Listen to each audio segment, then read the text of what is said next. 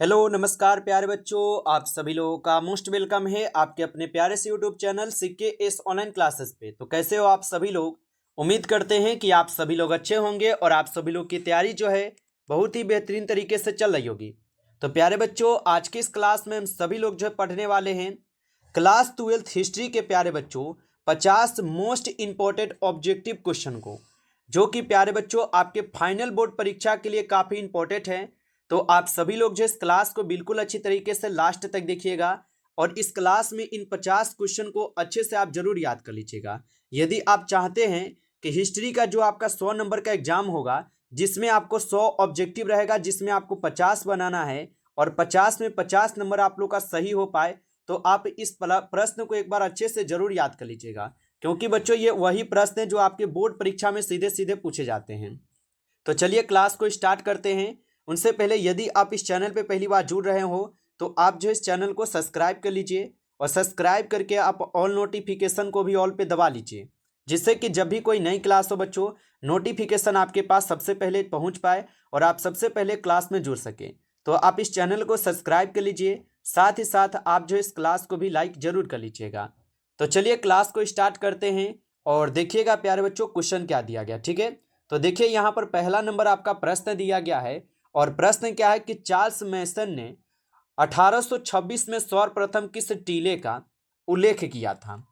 चलिए बताइएगा बच्चों, ये सभी क्वेश्चन आपको इंपॉर्टेंट क्वेश्चन करवा रहे हैं, जिसमें आपको इस बार 50 में 50 नंबर बिल्कुल ऑब्जेक्टिव में सही होना चाहिए। तो इसलिए आप अच्छे से इन प्रश्न को याद करेंगे। और चार्ल्स मैसन ने 1826 में सर्वप्रथम किस टीले का जो है बच्चों यहाँ पर उल्लेख किया था, तो आप याद रखोगे हड़प्पा का। ठीक है, किसका? हड़प्पा का किए थे। ऑप्शन ए सही जवाब है। अगला प्रश्न देखिएगा, आपका क्वेश्चन यहाँ पर 2 नंबर और क्वेश्चन क्या है बच्चों कि हड़प्पा सभ्यता में प्राप्त अवतल चक्की पर किस पुराविद ने प्रकाश डाला है। तो पुराविद पर किसने प्रकाश डाला ये बताएंगे। तो हड़प्पा सभ्यता में प्राप्त अवतल चक्की पर किस पुरातात्विद ने प्रकाश डाला है, तो याद रख लीजिएगा यहाँ पर ऑप्शन बी आपका सही जवाब हो जाएंगे। अगला प्रश्न देखेंगे प्यारे बच्चों, यहाँ पर क्वेश्चन है 3 नंबर। क्वेश्चन क्या दिया गया है कि राय बहादुर दयाराम सहनी ने कहाँ जो है ना उत्खनन करवाया था। चलिए बताएंगे बच्चों कि राय बहादुर दयाराम सहनी ने कहाँ पर उत्खनन करवाए थे, तो आप बताओगी कि हड़प्पा में किए थे। ऑप्शन यहाँ पर बी हो जाएंगे सही जवाब। याद रखिएगा कब किए थे, तो आप बताओगे 1921 में किए थे। ठीक है, पूछा जाता है। आगे देखिए अगला प्रश्न प्यारे बच्चों आपका यहाँ पे 4 नंबर क्वेश्चन है कि सिंधु सभ्यता से गोदीवारा का साक्ष्य जो है ये कहाँ से मिला है। तो सिंधु सभ्यता में गोदीवारा का साक्ष्य कहाँ से मिला है, तो लोथल से मिला है। कहाँ से मिला है? लोथल से मिला है बच्चों, याद रखेंगे। अगला प्रश्न देखिएगा, आपका क्वेश्चन है लोथल कहाँ स्थित है। चलिए लगाइएगा, लोथल जो है ना ये कहाँ पर स्थित है, तो लोथल स्थित है गुजरात में। ऑप्शन ए सही जवाब है, गुजरात में है। याद रखिएगा कौन से नदी पर है, आप लोग कमेंट कीजिए, जल्दी से कमेंट कीजिए कौन से नदी पर है। चलिए आगे देखिए अगला प्रश्न है आप लोग का यहाँ पे, हड़प्पा सभ्यता में सिंधु नदी के किनारे कौन सा स्थित है। तो हड़प्पा सभ्यता में सिंधु नदी के किनारे कौन स्थित है, तो आप बताओगे मोहनजोदड़ो ये सिंधु नदी के किनारे है। तो ऑप्शन ए सही जवाब है। आगे देखिएगा अगला यहाँ पर आपका प्रश्न आता है 7th नंबर। क्वेश्चन दिया गया कि भारतीय पुरातत्व का पिता जो किसे कहा जाता है। चलिए बताइए।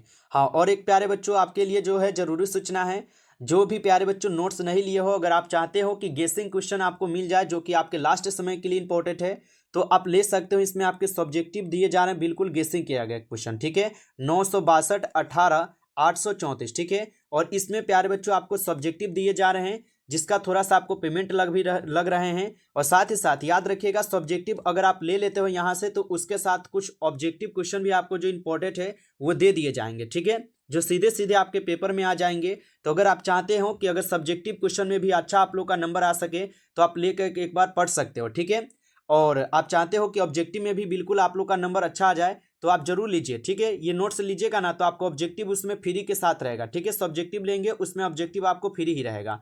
अगर आप ऑब्जेक्टिव और सब्जेक्टिव की बात करोगे प्यारे बच्चों, तो ये 299 का नोट्स है। ठीक है, लेकिन आपको जो ऑब्जेक्टिव फ्री कर दिए है, और साथ ही साथ आपको जो है आपके 5 सब्जेक्ट का वही लमसम 149 या 150 रुपये लग रहे हैं। आप चाहें तो इसको ले सकते हो। ठीक है, आपके सभी सब्जेक्ट का इतना लग रहे हैं, आप अपना सब्जेक्ट बताकर ले सकते हो। और इस नंबर पे व्हाट्सएप पर एसएमएस कीजिए और बोलिए कि सर हमें नोट्स चाहिए। ठीक है, इस तरीके से आप एसएमएस कीजिए और आपको ये सभी नोट्स दे दिए जाएंगे बच्चों, जो आपके पेपर में पूछेगा। ठीक है, तो आप चाहते हो कि हाँ आपको सब्जेक्टिव के साथ ऑब्जेक्टिव भी सर दे दे, तो आप जरूर नोट्स को ले सकते हो। ठीक है, तो इस नंबर पे एसएमएस आप लोग कर लेंगे। चलिए हम अपनी क्लास की ओर बढ़ते हैं, स्क्रीनशॉट ले लीजिए। और यहाँ पर देखिए क्वेश्चन है कि भारतीय पुरातत्व का पिता किसे कहा जाता है?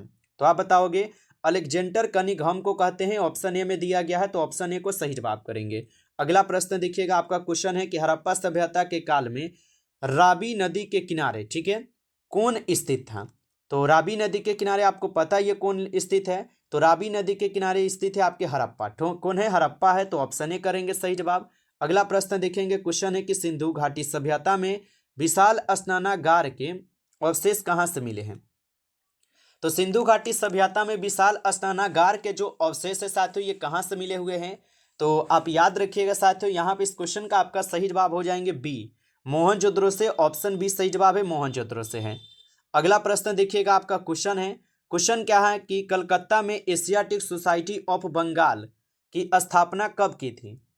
तो कलकत्ता में एशियाटिक सोसाइटी ऑफ बंगाल की स्थापना कब हुई थी? तो याद रखेंगे साथियों, ये हुई थी आपके 1784 ईस्वी में। ऑप्शन ए सही जवाब है, 1784 में हुई थी।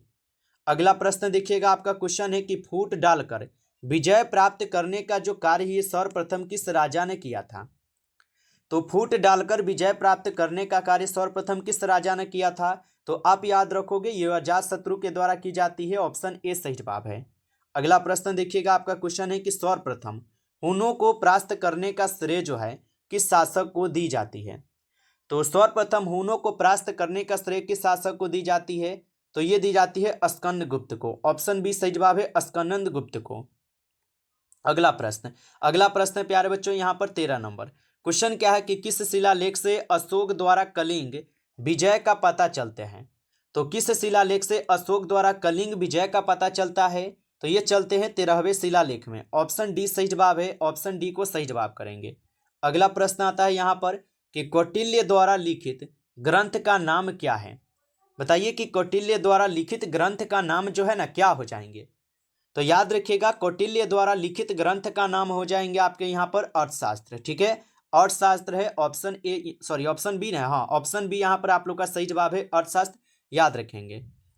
चलिए आगे बढ़ते हैं बच्चों, और अगला क्वेश्चन देखिएगा, आप लोग का क्वेश्चन है यहाँ पर, क्वेश्चन दिया गया है कि निम्नलिखित में से मेगास्थनीज द्वारा लिखित पुस्तक कौन सी है?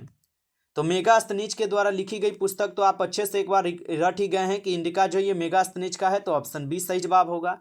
चलिए आगे देखिए, अगला प्रश्न है आप लोग का यहाँ पर 60 नंबर क्वेश्चन है बच्चों की अभिज्ञान शकुंतलम के लेखक कौन है? तो अभिज्ञान शकुंतलम के जो लेखक है बच्चों यहाँ पर हो जाएंगे कालिदास। कौन हो जाएंगे? कालिदास। ऑप्शन ए को सही जवाब करेंगे। चलिए नेक्स्ट क्वेश्चन देखिएगा, आपका क्वेश्चन है कि प्रयाग प्रशस्ति का संबंध किस गुप्त शासक से है? बताइए कि प्रयाग प्रशस्ति का संबंध किस गुप्त शासक से है? तो याद रखेंगे समुद्रगुप्त से है। ऑप्शन बी सही जवाब है, समुद्रगुप्त से।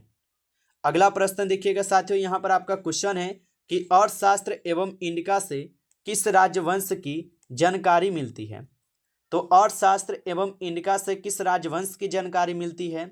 तो याद रखेंगे मौर्य के। ठीक है, मौर्य वंश की। ऑप्शन ए सही जवाब है। अगला प्रश्न है आप लोग का, उपनिषद की संख्या कितनी है? चलिए बताएंगे आप सभी लोग, उपनिषद की संख्या कितनी है? तो उपनिषद 108 है। ठीक है, याद रखिएगा उपनिषद कितने हैं? 108 है। अगला प्रश्न आता है आप लोग का कि फाहियान किसके शासन काल में भारत आया था? चलिए बताएंगे कि फाहियान किसके शासन काल में भारत आया था? तो याद रखेंगे साथियों, फाहियान जो है ये आपके चंद्रगुप्त विक्रम आदित्य के शासनकाल में आए थे। ऑप्शन डी सही जवाब है। अगला प्रश्न देखिएगा, आपका यहाँ पर क्वेश्चन है कि मेगास्थनीज कौन था? चलिए आंसर लगाएंगे, मेगास्थनीज कौन था? तो मेगास्थनीज जो है एक राजदूत था जो कि चंद्रगुप्त मौर्य के दरबार में आते हैं, और ये सेल्यूकस निकेटर का राजदूत था ना। ऑप्शन सी हो जाएगा सही जवाब यहाँ पे, याद रखेंगे। अगला प्रश्न देखिएगा, क्वेश्चन है कि पंच चिन्ह वाले सिक्के बने होते हैं। बताइए कि पंच चिन्ह वाले सिक्के किसके बने होते हैं? तो पंच चिन्ह के जो सिक्के बने होते हैं ये बने होते हैं आपके किसका? तो आप बताओगे पहला तो चांदी और दूसरा हो जाएगा तांबे के। ठीक है, तो यहाँ पर डी कीजिए, यहाँ पर बी और सी दोनों होगा। आगे देखिए, अगला प्रश्न यहाँ पर कि भीष्म और क्या है, भीष्म को और क्या कहा जाता था, ये पूछा है। बताइए तो भीष्म को और क्या कहा जाता है? तो याद रखिएगा बच्चों, भीष्म को जो है और यहाँ पर कहा जाता था क्या? तो गंगापुत्र बोला जाता था। ऑप्शन बी सही जवाब है, गंगापुत्र। चलिए आगे देखिएगा, आपका प्रश्न आता है यहाँ पर, अभिमन्यु किसका पुत्र था? बताइए कि अभिमन्यु जो है ये किसका पुत्र था? तो अभिमन्यु जो है ये आपके अर्जुन का पुत्र था। किसका था? अर्जुन का था। ऑप्शन बी सही जवाब है। अगला प्रश्न देखिएगा, आपका क्वेश्चन है कि द्रौपदी को स्वयंवर में किसने जीता था? तो द्रौपदी को किसने जीता था? अर्जुन जीता था। ठीक है, याद रखेंगे। अगला प्रश्न आता है यहाँ पर कि कौरवों की संख्या कितनी थी?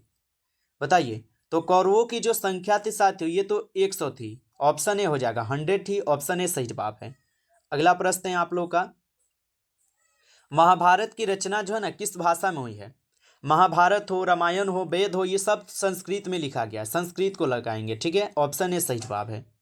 अगला प्रश्न देखिए, आप लोग का क्वेश्चन है, ऋग्वेदिक लोग किसकी पूजा करते थे? तो ऋग्वेदिक लोग जो ये किसकी पूजा करते थे? तो ऋग्वेदिक लोग पूजा करते थे प्रकृति के। ऑप्शन डी होगा। चलिए आगे देखिए, अगला प्रश्न है कि नाथ मुनि का संबंध जो है किससे है?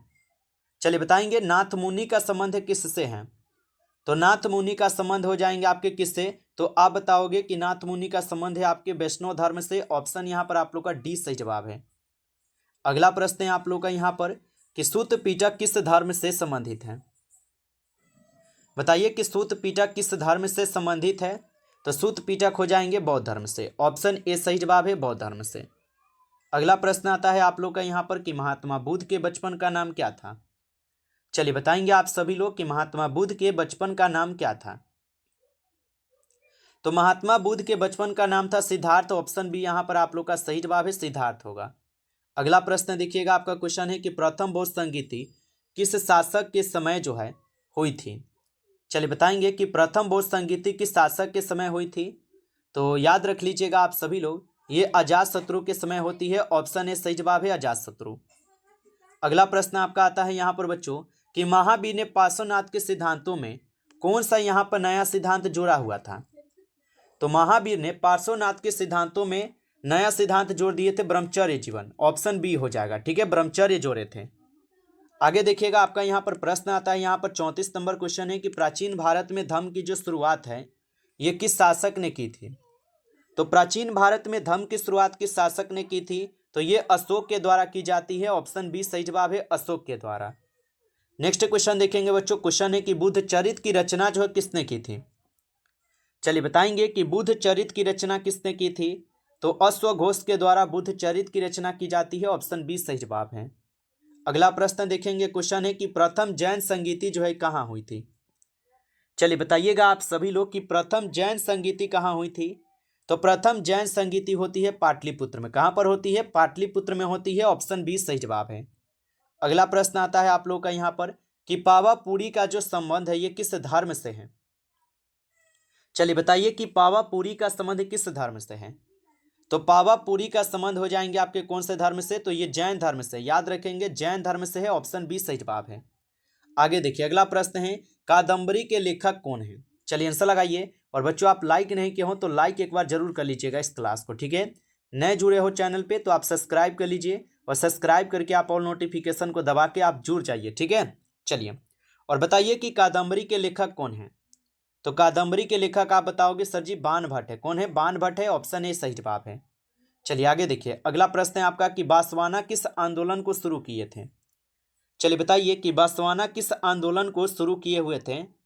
तो आप बताओगे बांसवाना जो ये वीर शैव लिंगायत को शुरू किए थे ना। ऑप्शन डी सही जवाब है, वीर शैव लिंगायत। अगला प्रश्न देखिएगा, आपका 40 नंबर क्वेश्चन है, आईने अकबरी कितने भागों में विभक्त है? चलिए बताइए बच्चों कि आईने अकबरी कितने भागों में विभक्त है? तो याद रख लीजिएगा 2 भागों में। कितने भाग में है? 2 भागों में विभक्त है। ऑप्शन ए सही जवाब है। आगे देखिए, अगला प्रश्न है कि आईने अकबरी के अनुसार भूमि को कितने भागों में बांटा गया है? तो आईने अकबरी के अनुसार भूमि को कितने भागों में बांटा गया है? तो याद रखना बच्चों 4 भागों में। कितने भाग में है? 4 भागों में है। ऑप्शन बी सही जवाब है। नेक्स्ट क्वेश्चन देखिए, क्वेश्चन है कि टोडरमल अकबर के दरबार में क्या था? चलो बताइए बच्चों कि टोडरमल अकबर के दरबार में क्या था? तो आप बताओगे सर जी वित्त मंत्री थे। ऑप्शन बी सही जवाब है, वित्त मंत्री। चलिए अगला प्रश्न देखिएगा, आपका क्वेश्चन है कि आईने अकबरी में किसके शासनकाल का वर्णन है। और बताइए बच्चों कि आईने अकबरी में किसके शासनकाल का वर्णन है। तो आप याद रख लीजिएगा अकबर का है। किसका है? अकबर का है, ऑप्शन बी होगा। आगे देखिएगा प्यारे बच्चों, आपका क्वेश्चन है कि कुतुब मीनार कहाँ स्थित है।